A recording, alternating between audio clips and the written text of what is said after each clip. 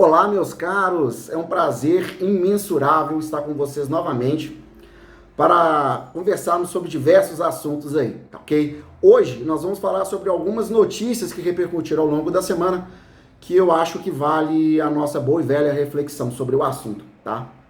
Eu quero começar sobre as queimadas que ocorreram em São Paulo, os monumentos históricos, né? Grupos de esquerda queimaram aí a estátua de Borba Gato e a estátua de Pedro Álvares Cabral.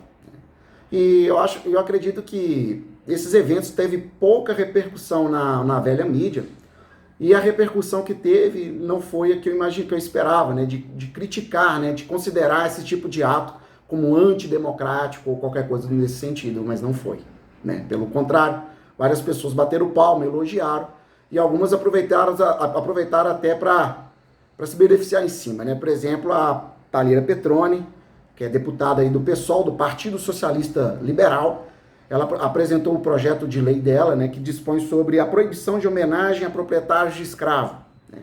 Então vamos fazer uma reflexão sobre isso? Meus caros, é o seguinte, a história de uma nação, independente se ela é bonita, se ela é feia, se ela é uma história triste ou alegre, honrada ou não, ela deve ser contada e lembrada sempre. Por que isso? Porque uma nação que não possui passado, ela não possui futuro, tá? Ela não possui futuro. E por que eu digo isso? Porque as práticas dos nossos antepassados, que nós hoje consideramos negativas, né? Só podemos considerar negativa porque nós visitamos lá atrás e vimos que não dá certo, que não deu certo, tá? E uma reflexão que eu deixo é quando você for estudar história, você não pode transportar sua mente do século XXI, transportá-la para os séculos passados e querer obrigar que aquelas pessoas, aqueles protagonistas tenham os mesmos comportamentos, né, e tenham os mesmos conceitos que temos hoje. Isso é inviável, tá? Então, assim, não podemos apagar a nossa história. Por exemplo, Pedro Álvares Cabral. Pedro Álvares Cabral, na sua história, não tem nada dizendo que ele foi um colonizador de índios ou que ele foi uma pessoa que possuía escravos. Não tem. Ele era apenas um jovem aí de 32 anos que estava que durante uma viagem desviou do seu caminho. Não sabemos se foi proposital ou se não foi, fica aí um mistério, né? Ele acabou chegando no nosso país, nos deu o nome de Terra de Santa Cruz. E estamos contando essa história até hoje, até nos dias de hoje. Então não podemos apagar a história desse personagem de extrema importância para a nossa história, simplesmente com alegações ou conceitos de hoje, tá? Por exemplo, a própria Alemanha, né? A própria Alemanha tem no seu passado uma mancha, né, com Adolf Hitler, que teve uma ascensão aí no Partido Nacional Socialista dos Trabalhadores Alemães. Ele teve uma ascensão nesse partido e fez o que fez, né? Destruiu aí todo o mundo, né? Causou prejuízo a todo o mundo, né? E isso manchou a história da Alemanha. Só que os alemães não apagaram isso da sua história. Por quê? Porque os atos perversos cometidos por Hitler no passado moldaram as gerações futuras. Então, as pessoas não vão querer ter aquelas velhas práticas, pois já sabem o que isso pode acontecer. E eu acho legal, e fica a dica para vocês aqui, o Brasil Paralelo, eles têm um canal no YouTube, chama Brasil Paralelo, para quem não conhece. Eles fazem diversos documentários com diversos temas aí importantes para o Brasil, inclusive tem um contando a história do nosso país. É uma coletânea de 6 vídeos. Vou deixar aí na descrição do vídeo, meus caros, para que vocês possam ir lá, depois que vocês assistirem aqui, é claro, curtirem o canal e compartilharem, né? Vocês vão lá, visitam o canal deles, eles fazem um trabalho sensacional, extremamente profissional, tá? Que tem muita relevância e enaltecem personagens da nossa história que muitas vezes não nos é contada nem na nossa formação aí acadêmica, tá ok? Vamos lá. Outra matéria que merece a nossa reflexão, merece a nossa atenção, é o Supremo Tribunal Federal aí, que tá com um projeto do PCD, que é o Programa de Combate à Desinformação. Meus caros, nesse programa vão selecionar empresas privadas, públicas, jornalistas e alguns youtubers, pessoas influentes, para poder dizer o que é verdade e o que não é verdade. E aí que está o problema que merece a reflexão. Quem vai dizer o que é verdade ou não o que você está dizendo? Porque, meus caros, a verdade ela é extremamente relativa. A sua verdade pode não ser a minha verdade. Temos hoje, atualmente, aí, algo que aconteceu durante a pandemia. A própria Coronavac, né, a vacina Coronavac, quando ela estava sendo discutida na mídia, né, o governo de São Paulo, junto com a velha mídia, estava colocando ela como sendo eficaz. E algumas pessoas estavam demonstrando que ela não é eficaz, segundo alguns estudos, né, algumas comprovações científicas, que ela não era tão eficaz. O governo de São Paulo chegou a dizer que ela era 100% eficaz. Galera, 100% eficaz. E condenaram as pessoas que disseram que ela não tinha uma eficácia comprovada, não tinha uma eficácia suficiente para imunizar. E o que ficou comprovado agora? Ficou comprovado que quem tomou a Coronavac teria que tomar uma terceira dose, porque as 2 doses não foram suficientes para imunizar a população.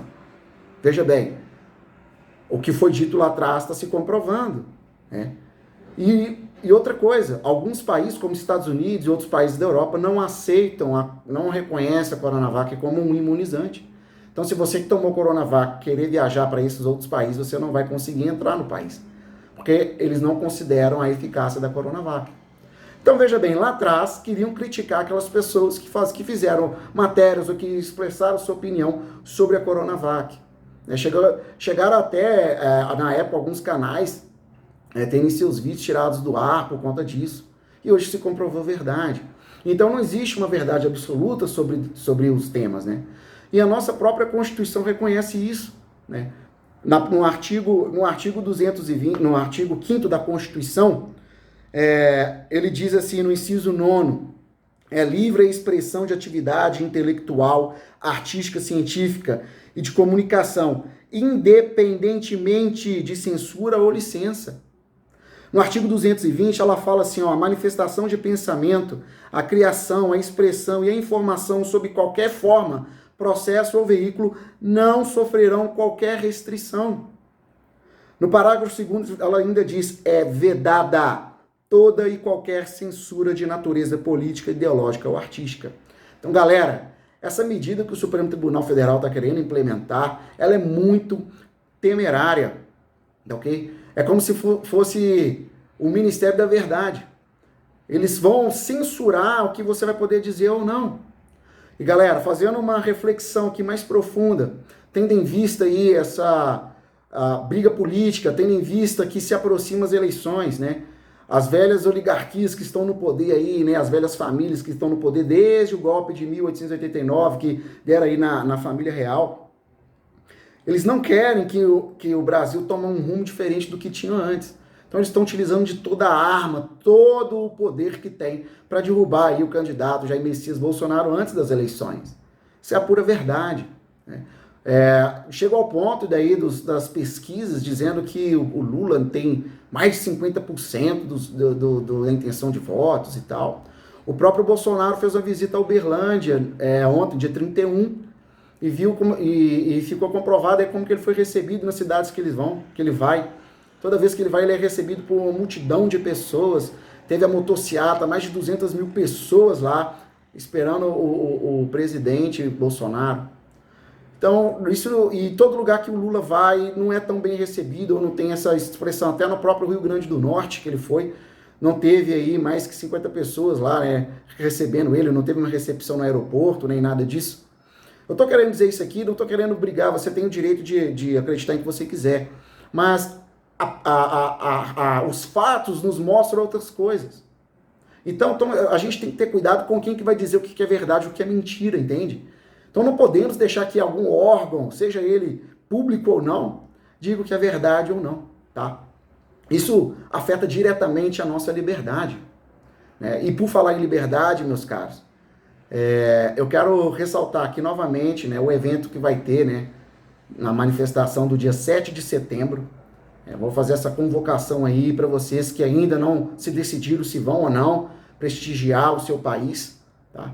Novamente, ressalto, não é uma pauta partidária, é uma pauta suprapartidária, no qual vamos brigar por liberdade, né?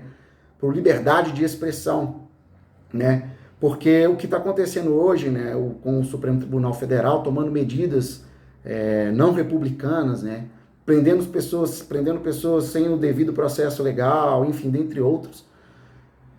Então vale a pena nós ir lá brigarmos por nosso direito, né? Como o Bolsonaro diz, se já é difícil brigar pelos seus direitos com liberdade, imagine sem a sua liberdade. Então faça essa convocação aí para vocês não deixar passar essa oportunidade de lutar pelo seu país. Tá? Temos que amar o Brasil acima de qualquer ideologia, de qualquer crença, tá bom? Era isso que eu queria conversar com vocês, meus caros. Não esqueça de seguir o canal, compartilhar aí e ajudar na divulgação, tá ok? Muito obrigado por vocês que nos assistiu até aqui. Fique com Deus sempre. Muito obrigado. Valeu!